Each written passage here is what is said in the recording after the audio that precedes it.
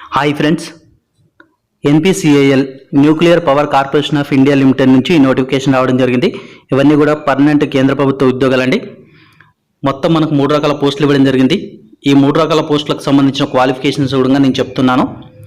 కొన్ని పోస్టులు అయితే 10+ITIతో భర్తీ అవుతున్నాయి, కొన్ని పోస్టులు ఇంటర్మీడియట్, కొన్ని పోస్టులు డిప్లొమాతో భర్తీ చేస్తున్నారు. ఈ పోస్టులన్నీ కూడా ఆన్లైన్లో అప్లై చేసుకోవాల్సి ఉంటుంది. ఈ రోజు నుంచే మనకు ఆన్లైన్ అప్లికేషన్ ప్రారంభించబడింది. ఈరోజు మార్నింగ్ 10 గంటల నుంచి వచ్చే నెల 11వ తారీఖు సాయంత్రం 5 గంటల వరకు కూడా ఈ పోస్టులకు అప్లై చేసుకోవచ్చు. ఈ 3 రకాల పోస్టులు వచ్చేసరికి స్టైఫండరీ ట్రైనీస్ లేదా టెక్నీషియన్ బి ఉద్యోగాలు 42 ఖాళీలు ఉన్నాయి. స్టైఫండరీ ట్రైనీస్ లేదా సైంటిఫిక్ అసిస్టెంట్ బి ఉద్యోగాలు 25 ఖాళీలు ఉన్నాయి. సైంటిఫిక్ అసిస్టెంట్ లేదా సేఫ్టీ సూపర్వైజర్ ఒక పోస్ట్ ఉన్నాయి. టోటల్గా 68 ఖాళీలు ఉన్నాయి. ఈ యొక్క టెక్నీషియన్ బి ఉద్యోగాలు 42లో 3 పోస్టులు పీడబ్ల్యూ వాళ్ళకు రిజర్వ్ చేయడం జరిగింది. కేటగిరీ వైజ్గా చూసుకుంటే ఎస్సీ వాళ్ళకు 9, ఓబీసీ నాన్ క్రిమిలేయర్ వాళ్ళకు 12, ఎకనామికల్ వీకర్ సెక్షన్ వాళ్ళకు 3, ఓపెన్ కేటగిరీలో 18 పోస్టులు ఉంచడం జరిగింది. ఇక ప్లాంట్ ఆపరేటర్ ఉద్యోగాలు వచ్చేసరికి 11 ఖాళీలు ఉన్నాయి ఫ్రెండ్స్. ఇది ఇంటర్మీడియట్ పాస్ అయినటువంటి వాళ్ళు అప్లై చేసుకోవాలి. ఇక్కడ మనకి ఇచ్చిన ఇన్ఫర్మేషన్ ప్రకారం ఏంటంటే సైన్స్ అండ్ మ్యాథమెటిక్స్ సబ్జెక్ట్లో 50% మార్కులతో పాస్ అయి ఉండాలి. ఇండివిజువల్ కావచ్చు, ఇంటర్మీడియట్ కావచ్చు. అదేవిధంగా 10th క్లాస్లో ఇంగ్లీష్ అనేది ఒక సబ్జెక్టుగా ఉండాలని వాళ్ళు కోరడం జరుగుతుంది. అంటే ఇంటర్మీడియట్ ఎంపీసీ 50% మార్కులతో, at the same time science mathematics సబ్జెక్ట్లో కూడా 50% మార్కులు అనేది కంపల్సరీగా రావాలండి ఈ పోస్ట్కి అప్లై చేసుకునే వాళ్ళకు. తర్వాత electronics mechanic or instrument mechanic 9 ఖాళీలు ఇవ్వడం జరిగింది. ఎలక్ట్రీషియన్ 7 ఖాళీలు, ఫిట్టర్ 8 ఖాళీలు, machinist 1, welder 1, draughtsmen 1, plumber 2, carpenter 2. ఈ పోస్టులన్నీ కూడా ఆయా ట్రేడ్స్ మీకు అన్నీ తెలిసిన విషయమే. ఐటీఐలో ఈ ట్రేడ్స్ ఉన్నటువంటి వాళ్ళు అప్లై చేసుకోవచ్చండి. 10th క్లాస్ 50% మార్కులతో పాస్ కావాలి. అదేవిధంగా ఐటీఐ 2 years కోర్స్ ఉన్నటువంటి వాళ్ళు ఈ పోస్టులకు అప్లై చేసుకోవాలండి. ఒకవేళ ఐటీఐ 2 years కోర్స్ లేనట్లయితే మీకు 1 year ఎక్స్పీరియన్స్ ఉండాలి. ఐటీఐ 2 years కోర్స్ లేకుంటే మీ దగ్గర 1 year కంపల్సరీగా ఎక్స్పీరియన్స్ ఉంటే ఈ పోస్టులకు అప్లై చేసుకోవచ్చండి. ఇక్కడ కూడా 10th క్లాస్లో ఇంగ్లీష్ అనేది ఒక సబ్జెక్టుగా ఉండాలి కంపల్సరీగా అని అడగడం జరిగింది. సో ఇక్కడ ఏజ్ లిమిట్ వచ్చేసరికి మనకు 18 సంవత్సరాల నుంచి 24 సంవత్సరాల మధ్యలో ఉన్న వారి పోస్టులకు అప్లై చేసుకోవచ్చండి. 11/7/2019 నాటికి ఏజ్ రిలాక్సేషన్ కూడా ఇవ్వడం జరిగింది. ఎస్సీ వాళ్ళకైతే 5 సంవత్సరాలు, ఓబీసీ నాన్ క్రిమిలేయర్ వాళ్ళకు 3 సంవత్సరాలు, పీడబ్ల్యూడీ వాళ్ళకు జనరల్ కేటగిరీలో ఉన్నటువంటి వాళ్ళకు 10 సంవత్సరాలు, ఓబీసీ వాళ్ళైతే 13 సంవత్సరాలు, ఎస్సీ వాళ్ళైతే 15 సంవత్సరాల వరకు కూడా ఈ పోస్టులకు అప్లై చేసుకోవచ్చు. ఎక్స్ సర్వీస్మెన్ అయినట్లయితే వాళ్ళకు అప్రాక్సిమేట్లీ 56 సంవత్సరాల వరకు కూడా ఈ యొక్క పోస్టులకు అప్లై చేసుకోవచ్చు.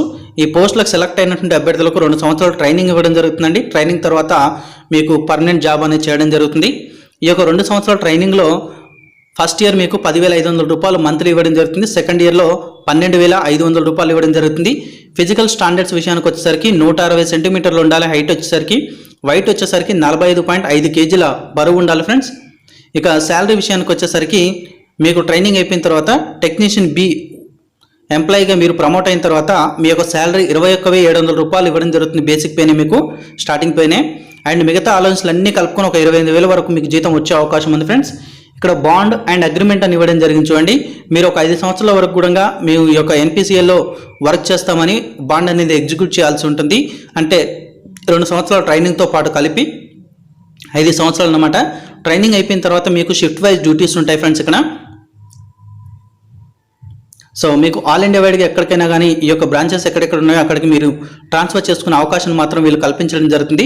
సెలక్షన్ మెథడ్ వచ్చేసరికి స్టేజ్ 1, స్టేజ్ 2, స్టేజ్ 3 3 స్టేజ్లో సెలక్షన్ ఉంటుంది.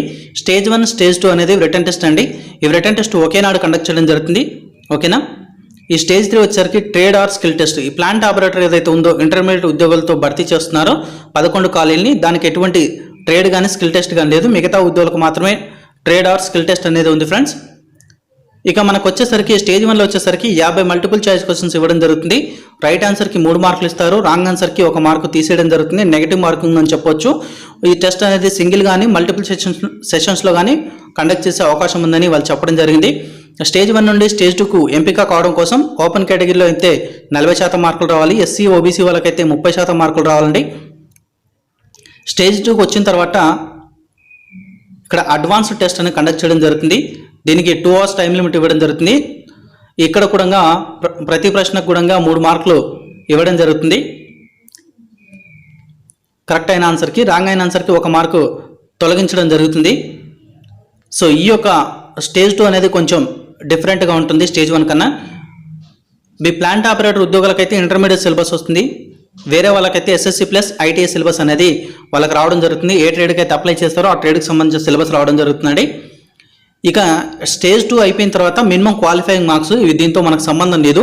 క్వాలిఫై అయినప్పటికీ మెరిట్ ఆధారితంగా ట్రేడ్ ఆర్ స్కిల్ టెస్ట్కి తీసుకోవడం జరుగుతుంది. ఒక పోస్టుకు 5 చొప్పున ట్రేడ్ ఆర్ స్కిల్ టెస్ట్కి తీసుకోవడం జరుగుతుంది. ట్రేడ్ ఆర్ స్కిల్ టెస్ట్ ముందే మీకు డాక్యుమెంట్ వెరిఫికేషన్ కూడా చేయడం జరుగుతుందండి. సో ప్లాంట్ ఆపరేటర్కి ఎటువంటి ట్రేడ్ కానీ స్కిల్ టెస్ట్ కానీ లేదు. వాళ్ళకు స్టేజ్ 2లో వచ్చినటువంటి మెరిట్ ఆధారితంగానే సెలక్షన్ అనేది ఉంటుంది. వీళ్ళకు ట్రేడ్ ఆర్ స్కిల్ టెస్ట్ ద్వారా సెలక్షన్ అనేది ఉంటుంది ఫ్రెండ్స్. తర్వాత మనకు పోస్ట్ నెంబర్ 1 అంటే ఇప్పుడు మనకు టెక్నీషియన్ బి ఉద్యోగాలు అయిపోయినాయి. ఇప్పుడు సైంటిఫిక్ అసిస్టెంట్ ఉద్యోగాలు ఇవి.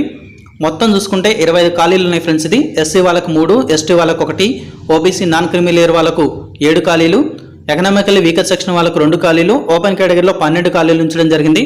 మెకానికల్ ఇంజనీరింగ్ ఈ యొక్క ఉద్యోగాలు 8 పోస్టులు ఉన్నాయి.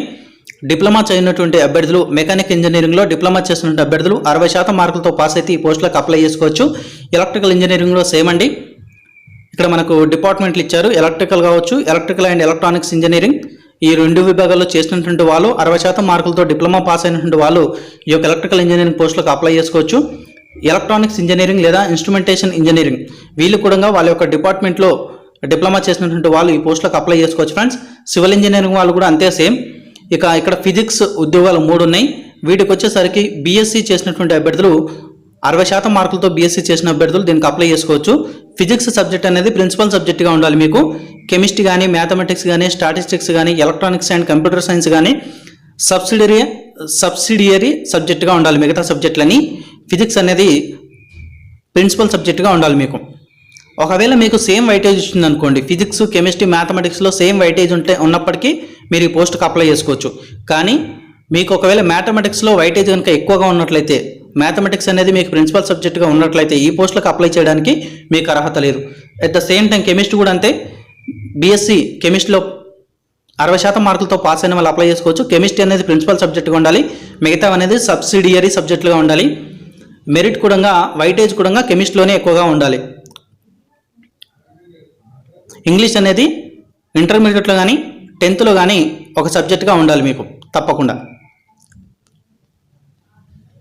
సో ఇక్కడ ఏజ్ ఇచ్చారు మీకు 18 సంవత్సరాల నుంచి 20 సంవత్సరాల వరకు కూడా ఈ పోస్టులకు అప్లై చేసుకోవచ్చు 11/7/2019 నాటికి. అదేవిధంగా ఎస్సీ వాళ్ళకి 5 సంవత్సరాలు, ఎస్టీ వాళ్ళకి 5 సంవత్సరాలు, ఓబీసీ నాన్ క్రిమి లేయర్ వాళ్ళకి 3 సంవత్సరాలు, పీడబ్ల్యూ జనరల్ వాళ్ళకి 10 సంవత్సరాలు, పీడబ్ల్యూ ఎస్సీ ఎస్టీ వాళ్ళకి 15 సంవత్సరాలు, పీడబ్ల్యూ ఓబీసీ వాళ్ళకు 13 సంవత్సరాల వరకు కూడా ఏజ్ రిలాక్సేషన్ ఇవ్వడం జరిగింది ఫ్రెండ్స్. ఇక మనకు వచ్చేసరికి దీని యొక్క ట్రైనింగ్ కూడా 1.5 year ట్రైనింగ్ ఇవ్వడం జరుగుతుంది. సో ఫస్ట్ ఇయర్ వచ్చేసరికి 16,000 రూపాయలు జీతం ఇవ్వడం జరుగుతుంది. సెకండ్ ఇయర్ ట్రైనింగ్లో 18,000 రూపాయలు జీతం ఇవ్వడం జరుగుతుంది.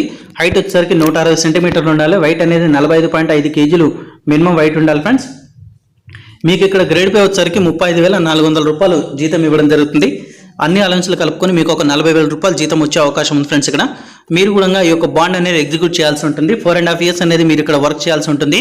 అంటే 1.5 year ట్రైనింగ్ వస్తుంది. 3 years అనేది కంపల్సరీగా ఎన్పిసిఎల్లో మీరు జాబ్ చేయనట్లుగా ఒక బాండ్ అనేది ఎగ్జిక్యూట్ చేయాల్సి ఉంటుంది. మీకు కూడా ట్రైనింగ్ అయిపోయిన తర్వాత క్లాక్ షిఫ్ట్స్ అంటే షిఫ్ట్ వైజ్ డ్యూటీ అనేది ఇవ్వడం జరుగుతుంది. సో మీరు కూడా ఆల్ ఓవర్ ఇండియాగా ఎక్కడైనా ట్రాన్స్ఫర్ చేసుకునే అవకాశం అయితే వీళ్ళు కల్పించడం జరిగింది ఫ్రెండ్స్.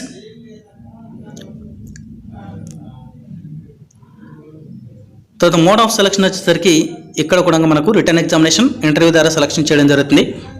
2 partsలో రిటర్న్ ఎగ్జామినేషన్ కండక్ట్ చేయడం జరుగుతుంది. పార్ట్ 1 వచ్చేసరికి 100 ప్రశ్నలు ఇవ్వడం జరుగుతుందండి. పార్ట్ 2 వచ్చేసరికి కూడా 100 ప్రశ్నలు ఇవ్వడం జరుగుతుంది. పార్ట్ 1కి వచ్చేసరికి syllabus English, general knowledge, quantitative aptitude ఇవ్వడం జరుగుతుంది.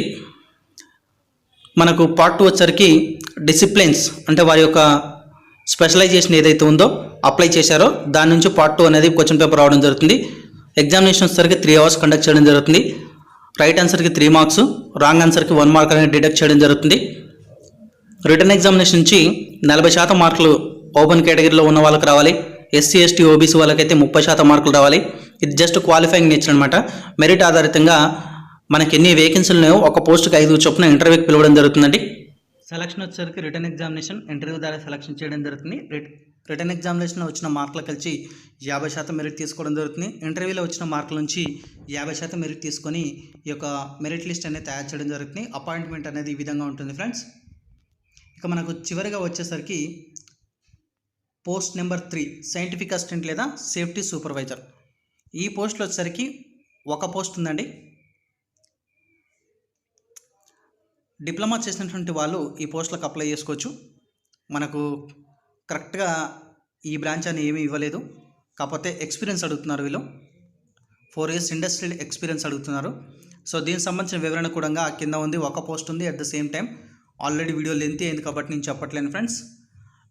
సేమ్ యాజ్ టీజ్గా మనకి ఏదైతే పైన ఇచ్చారో డిప్లొమా వాళ్ళకు అదే విధంగా దీనికి సంబంధించిన వివరణ కూడా ఉంటుంది. నేను డిస్క్రిప్షన్లో ఈ నోటిఫికేషన్ లింక్ నేను ప్రొవైడ్ చేస్తాను. ఇంకా మీకు ఫోటోగ్రాఫ్, సిగ్నేచరు, ఆన్లైన్ అప్లికేషన్ వివరాల గురించి ఇక్కడ ఉంటుంది, చూడండి ఒకసారి. అదేవిధంగా వెబ్సైట్ ప్రొవైడ్ చేస్తాను, ఈ యొక్క నోటిఫికేషన్ లింక్ ప్రొవైడ్ చేస్తాను, చదువుకొని అప్లై చేసుకోండి. మీకు ఈ వీడియో కనుక నచ్చినట్లయితే లైక్ చేయండి, తప్పకుండా వీడియోని షేర్ చేయండి, నన్ను ఫాలో అవ్వండి. Thanks for watching.